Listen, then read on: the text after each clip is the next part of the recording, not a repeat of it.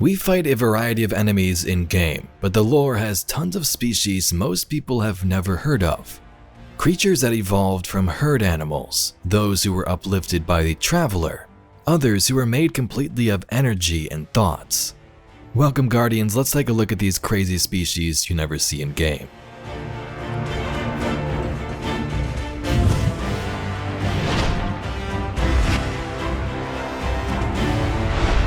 There's tons of alien species in the lore. You can find them if you randomly search through lore on Ishtar, for example, but Destinypedia has all of them pretty easily documented, with sources to the lore from which they came.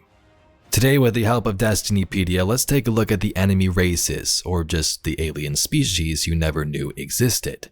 There's a lot of them and we don't have pictures of most of these, so I'll put some random images up here to try and connect to what they may look like or how they live.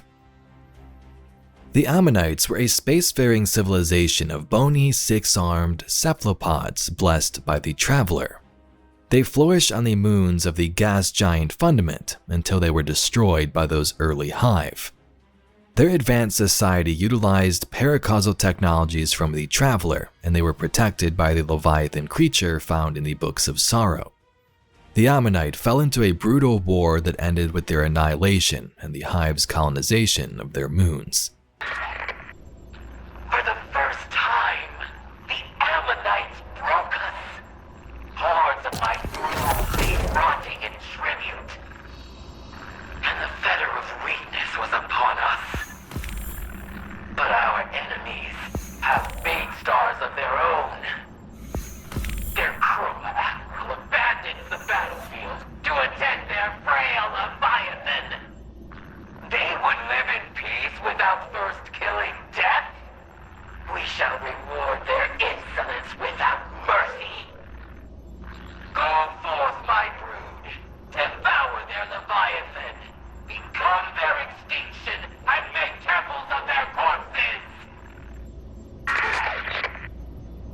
You humans think you're so special. The Ammonites had the Traveler, a Leviathan, even their own light. Their civilization made you look like pond scum. But they ain't around anymore. Because Xivu's brood wiped them out. Every last one.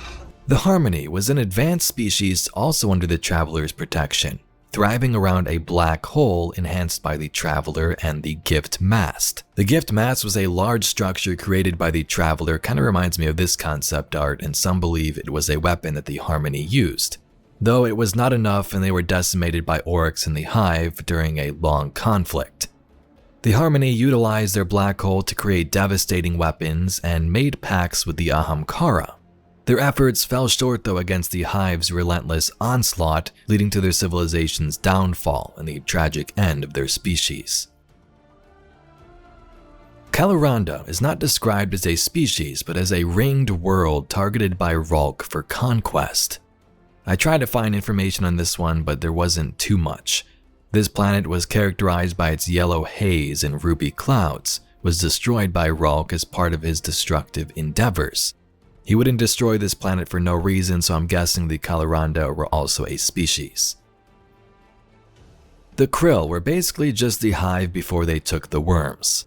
As the story goes, the Krill's homeworld crashed into Fundament a super long time ago. You pretty much know the rest. They would live on this planet for a while until they heard of this cataclysm. The three sisters went down into the deep and took up the worms, thus they became the Hive.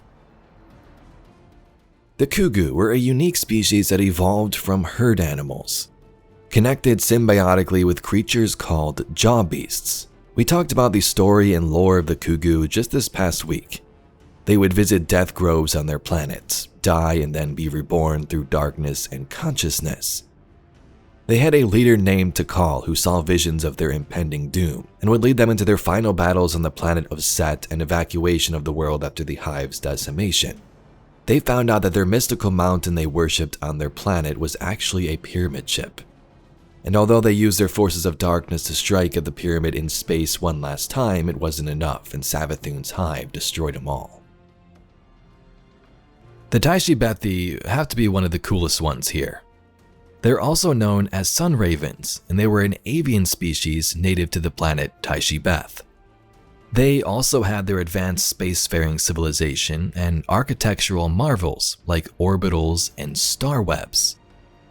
Although the Taishi Bethi were very powerful, including their leader, the Tai Emperor Raven, who destroyed a hive moon on their own, their civilization fell to who but the hive during their golden amputation.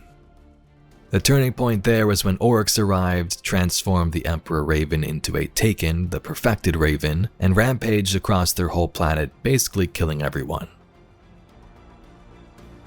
The Amontin were a species known only through sparse artifacts left behind.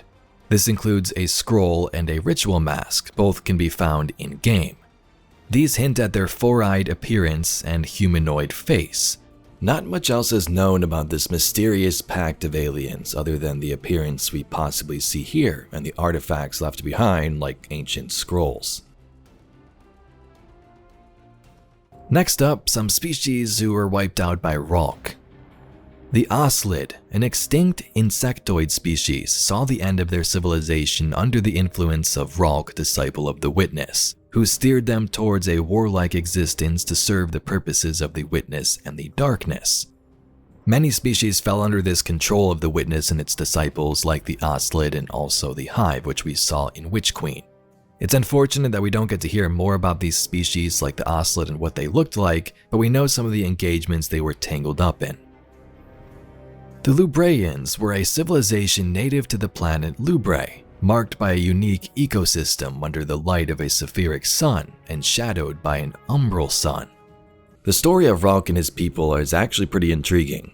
A planet full of dangerous flora and fauna. Their society as well had huddled together in a singular city, separating from other parts of the world like the wilderness by a vast chasm known as the Abyss. Kinda sounds like Earth, right? A last city. The Lubraians once received the Traveler's blessing, but faced internal struggle, leading to a military that would bring about war against dissenters called Wanderers, those who lived elsewhere. Ralk was originally one of these Wanderers before he joined the regime himself.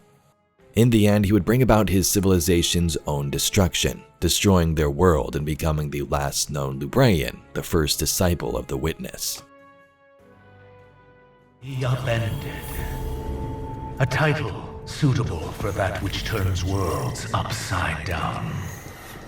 When I was still uninitiated, I would stand guard at my post. I would look to the sky and see the two suns of my Lubrae. One eternally shaded in the dark, the other always a brilliant blue. And in them, I had seen the folly of our kind. A fear of something we believed bigger than us, and a reliance on that which kept us. That blue sun that we harnessed our power from. A simple reversal of that power cracked the blue in half, shut it off, and Lubrae died. My witness. Whether I survive Savathun's betrayal or not, the Upended will ensure we salvage our perfect goal. The final abyss awaits us all. The Arcborn are a race of beings composed of arc-based energy, living within massive interstellar constructs known as arcs, which surpass even the size of the Leviathan. Bound to these arcs by their very nature, they are unable to leave without specialized containment suits. During Emperor Callus's exile, he coerced one of the Arcborn, the Fulminator, into joining his Legion of Shadows through both a promise of protection for her people and the creation of one of those suits that allowed her to venture beyond her arc. However, Callus eventually turned on this promise, leading to the capture and imprisonment of numerous Arcborn within his Leviathan. Back in Season of Opulence, when we had the menagerie activity on the Leviathan, he even spoke of these Arcborn. Guardians, Hive, and Arcborn, what a delight! What a truly unprecedented delight! There are captive Arcborn all around you. bathe in them, dab their essence behind your ears. Ah, the Arcborn! Sentient energy crackling with potential, and the Fulminator was brightest of them all. This room honors the Fulminator, another of my former shadows. She was a delight. The Clips, once a peaceful technological society, were transformed into a warlike culture by a cataclysmic event. A gamma-ray burst that devastated their technology, poisoned their atmosphere, and seeded their planet with hostile alien life through bombarding asteroids. This event saw the Clips fall into a martial society, causing them to worship weaponry and plunging them into a battle against this alien life. Emperor Callus attempted to elevate them with luxuries and culture. Dominus Gall attempted to offer military support, but it further poisoned their planet. It was only after Callus forcefully subdued them that they were merged into this alliance, quote. Callus's ultimate gift to the Clips was this. He offered a life of opulence aboard his Leviathan, and also victory over their foes on their homeworld through the total incineration of their planet. The Sindhu, an alien species native to gas giants in these spinward marches, are celebrated for their unparalleled skills in space piloting, with their elite known as Ace Defiance. Initially resistant to Emperor Callus's invitation to join his loyalists, their refusal led to their conquest and the decimation of their star pilot corps, except for the ace-defiant Jarus, whom Callus spared and recruited into his elite shadows. Callus had shadows, members from different species, a part of his group.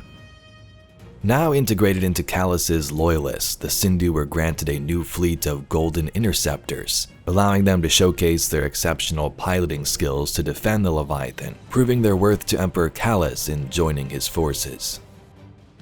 The Tiarn were an alien race discovered and ultimately extinguished by the Cabal following a period of conflict. Their legacy only survives in the myths preserved by Scion scribes. Among them, the creation myth of Irken La, the first host, who brought order to the primordial chaos and shaped the universe. The myth shows the Tiarn's view of the cosmos as a living entity, comparing Irken La to the night sky itself. The extinction of the Tiarn is noted as the death of Irken La as well, marking the end of their perspective on the universe's origins.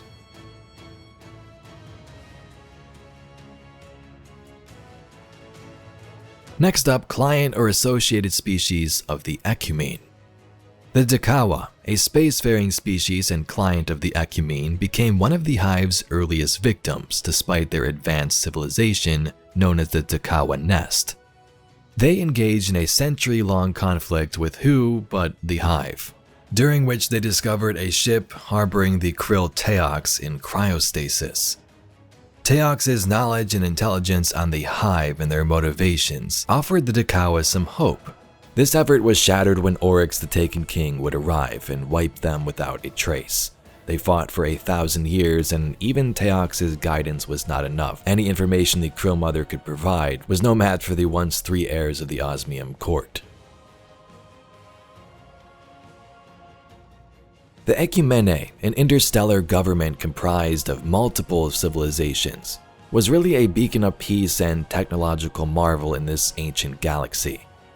Think of something sort of like Star Wars, but a little different. These were a bunch of peaceful alien organizations all a part of one group, a civilization over 20,000 years old.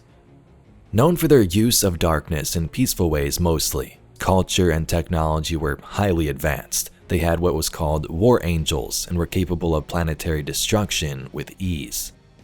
The Ecumene faced relentless attacks from the Hive guided by the Witness, leading to a century-long battle.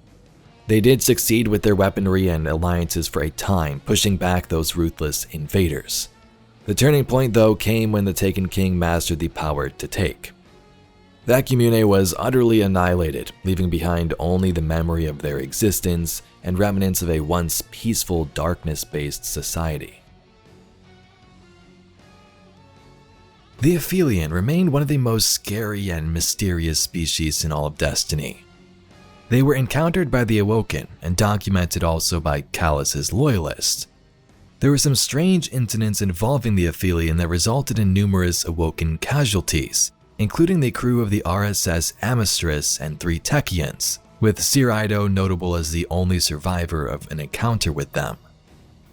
Witnesses describe the Aphelion as glowing entities associated with extreme radioactivity, a possible link to nuclear experiments within awoken history.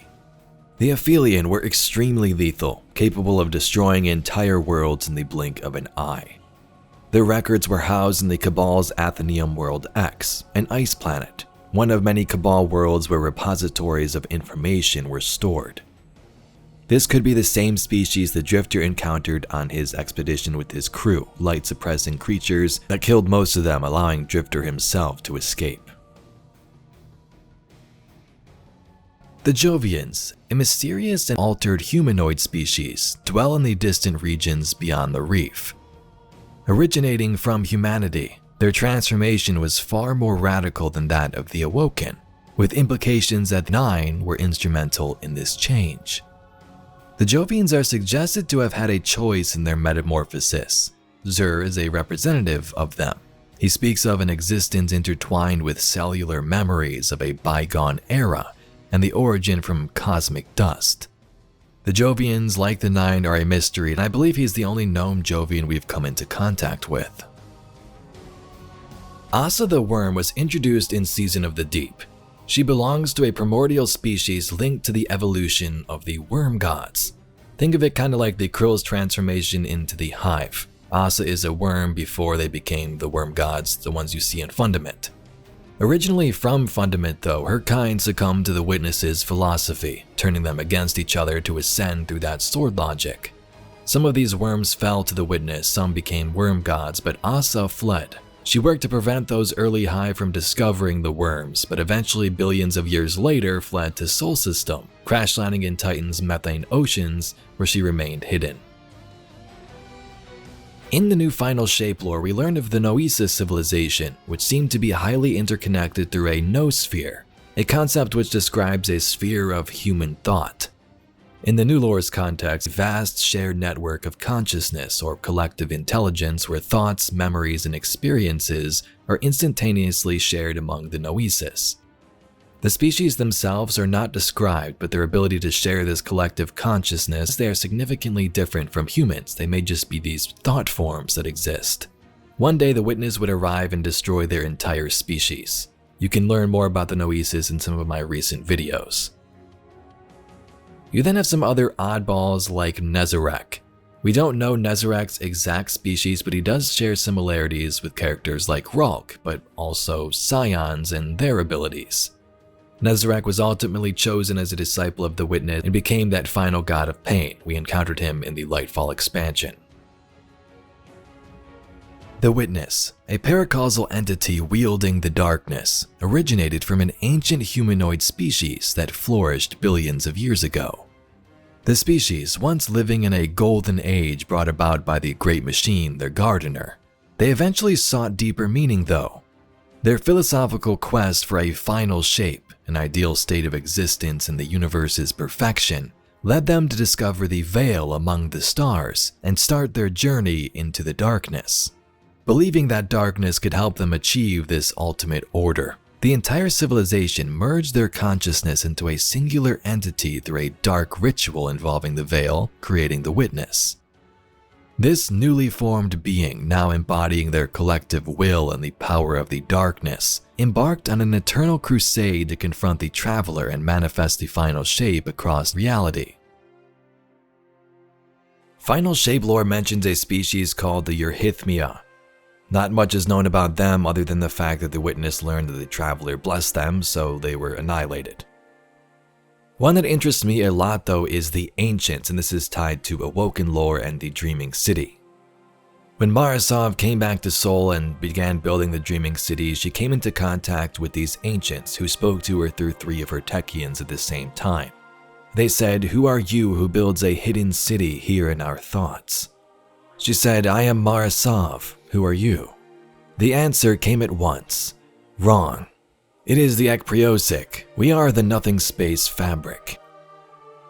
Destinypedia mentioned some interesting trivia about these entities. The way they speak with the plus symbol is very similar to the Leviathan and some of the Hive in their early days. Technians wear crystals around their necks to speak and channel these ancients, and it's also possible they're somehow related to the Nine.